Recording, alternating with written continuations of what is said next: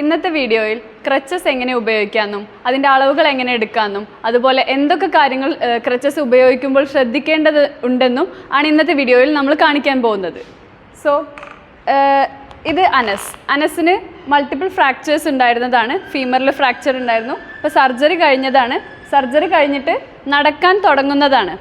ഇടത്തെ കാലിലാണ് അനസിന് സർജറി കഴിഞ്ഞിട്ടുള്ളത്. Myself Fathima Ansha, consultant physiotherapist from Sumar physiotherapy. അപ്പോൾ സർജൻ്റെ നിർദ്ദേശപ്രകാരം 10% വെയിറ്റ് കൊടുത്തിട്ട് നടക്കാൻ പറഞ്ഞിട്ടുള്ളതാണ്. അപ്പോൾ 10% ഒരാളുടെ ബോഡി വെയ്റ്റിൻ്റെ 10% എത്രയെന്നുള്ളത് ആദ്യം നമ്മൾ മെഷർ ചെയ്ത് നോക്കിയിട്ട് ഇപ്പോൾ അനസിൻ്റെ വെയ്റ്റിൻ്റെ 10% ആദ്യം കാൽക്കുലേറ്റ് ചെയ്യാൻ പോകുന്നത്. അനസിൻ്റെ ബോഡി വെയ്റ്റ് എന്ന് പറയുന്നത് 50 കിലോ ആണ്.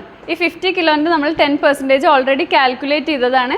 അപ്പോൾ ഒരു 5 kg, ഓൾമോസ്റ്റ് ഒരു 5 kg വെയ്റ്റ് നമ്മൾ ഇവിടെ വെയിങ് മെഷീനിൽ വെച്ചിട്ട് പഠിപ്പിച്ചു കൊടുക്കുന്നതാണ്. ആളുടെ അഫക്റ്റഡ് ലിംബ്, അതായത് സർജറി കഴിഞ്ഞ കാലിൽ ഈ വെയിങ് മെഷീനിലോട്ട് ഈ കാലിൽ വെയിങ് മെഷീനിലോട്ട് വെച്ചിട്ട് 5 കിലോ ആവുന്നത് വരെ നമ്മൾ വെയിറ്റ് കൊടുക്കുന്നതാണ്.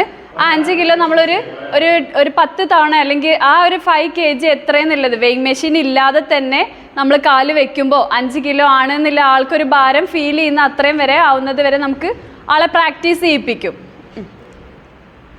5 kg ഒന്നുകൂടെ എടുത്ത് ചവിട്ടി. 5 kg. ഇനി ഒന്ന് നോക്കാതെ ഒന്ന് ഫീൽ ചെയ്ത് നോക്കിയേ. 5 kg. ഓക്കെ, കുറച്ചുകൂടെ പതുക്കെ. ഓക്കെ, ഒന്നുകൂടെ. അപ്പോൾ ആൾക്ക് ഏകദേശം ഒരു 5 kg നമ്മൾ ഭാരം കൊടുക്കുന്നത് എത്രയെന്നുള്ളത് ആൾക്കൊരു ധാരണ ഉണ്ടാവും.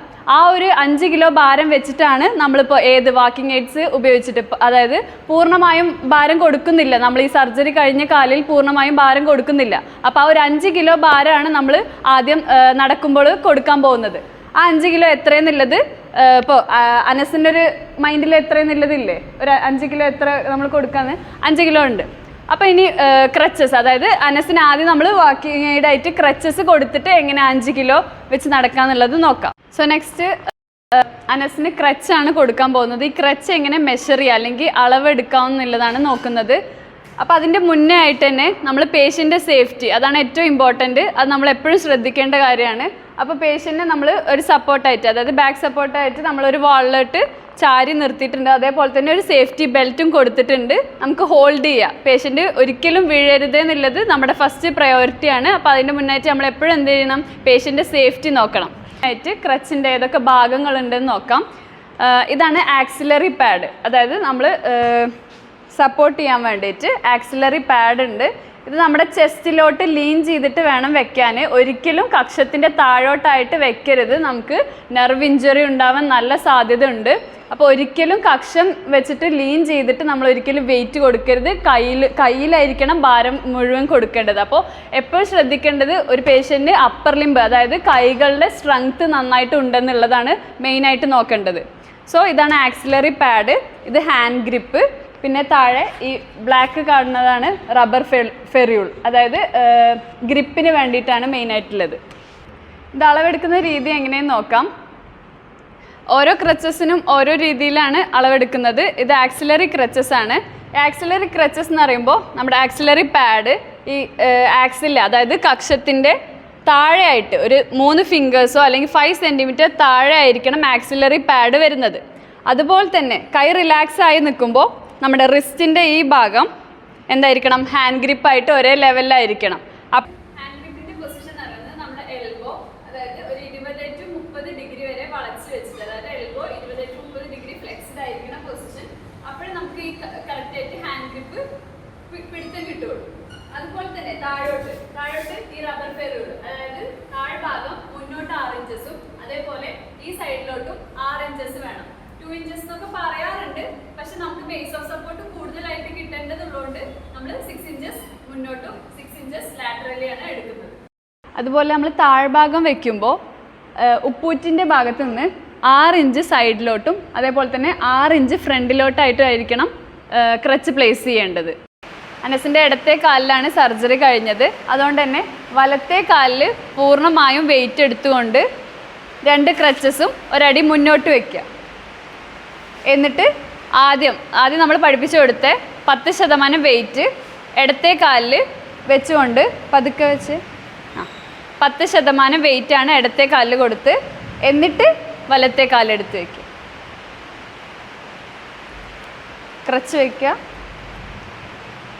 ഇടത്തെ കാല് വലത്തെ കാല്, ക്രച്ച് വയ്ക്കുക, ഇടത്തെ കാല് വലത്തെ കാല്. ക്രച്ച് വയ്ക്കുമ്പോൾ കൂടുതലായിട്ടും കയ്യിൽ ഭാരം കൊടുക്കുക, അതേപോലെ വലത്തെ കാലിലും ഭാരം കൊടുക്കാൻ നോക്കണം.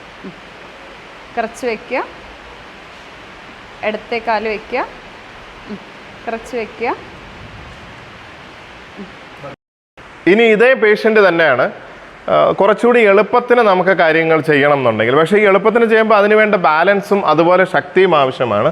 അപ്പോൾ നമുക്കിവിടെ ചെയ്യാൻ സാധിക്കുക എന്താണെന്ന് വെച്ചാൽ ഈ കാലിന് തീർത്തും ഭാരം കൊടുക്കാതെ ഇയാൾക്ക് ഇതിലോട്ട് നീങ്ങാൻ പറ്റും. അതൊന്ന് നോക്കാം നമുക്ക്. അതായത് ഇത് 2 ക്രച്ചും മുന്നോട്ട് വെക്കുക.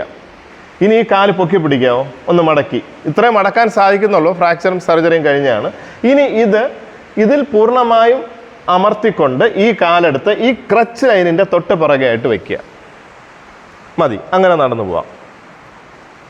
ഓക്കെ, ഇത് സ്വിങ് 2 ഗേറ്റ് ആണ്. ഇനി ഇതേ ആൾ തന്നെയാണ് കുറച്ചുകൂടി നമുക്ക് ബാലൻസും പ്രൊവിഷൻസും ആയി സ്പീഡിൽ പോകണം എന്നുണ്ടെങ്കിൽ എന്ത് സംഭവിക്കണം എന്ന് വെച്ചാൽ ഈ കാല് ബിയോണ്ട് ദ ക്രച്ച് ലൈൻ, ഈ ക്രച്ച് ലൈൻ അപ്പുറം നമുക്ക് പോകണം. ഈ ക്രച്ചൊന്നും ഇങ്ങോട്ട് എടുത്ത് വെക്കാമോ? ഇനി ഈ കാല് പൊങ്ങി അപ്പുറത്തോട്ട് വെക്കുക.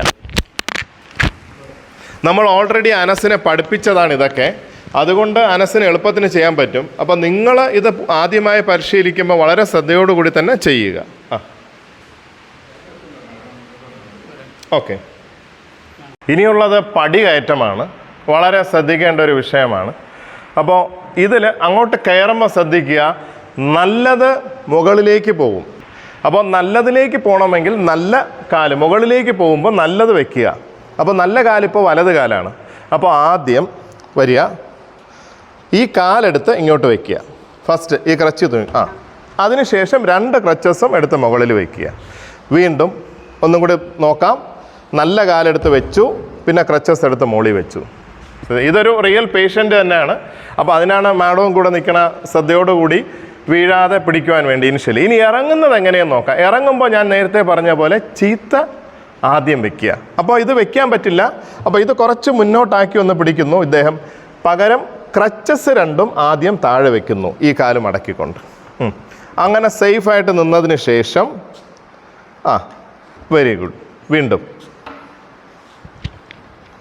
അത്രയേ ഉള്ളൂ. റെഡി. അനസേ, ക്രച്ച് വാക്കിങ് ഓക്കെ അല്ലേ? ഇനി ഇങ്ങനെ നടക്കാൻ പറ്റില്ലേ? ശരി. സോ ക്രച്ചസിനെ പറ്റിയിട്ട് നല്ലൊരു ഐഡിയ എല്ലാവർക്കും കിട്ടിയെന്ന് വിചാരിക്കുന്നു. ഇത് ക്രച്ചസിനെ പറ്റിയിട്ട് ചെറിയൊരു ഭാഗം മാത്രമേ ഞാൻ പറഞ്ഞിട്ടുള്ളൂ. ആക്സിലറി ക്രച്ചസ് മാത്രമല്ല, ഒരുപാട് ക്രച്ചസ് ഉണ്ട്, എൽബോ ക്രച്ചസ് ഉണ്ട്, അതേപോലെ തന്നെ വാക്കിംഗ് എയ്ഡ്സ് ആയിട്ട് സ്റ്റിക്സ് ഉപയോഗിക്കാം, വാക്കർ ഉപയോഗിക്കാം. ഇത് നമ്മൾ പ്രോഗ്രഷനായിട്ട് നമ്മളോരോ പേഷ്യൻസിന് കൊടുക്കുന്നതാണ്. സോ ബാക്കിയുള്ള ക്രച്ചസിനെ പറ്റിയിട്ടും എല്ലാം നമുക്ക് ഇനി പരിചയപ്പെടാവുന്നതാണ്. Myself Fathima Ansha, consultant physiotherapist from Sumar physiotherapy.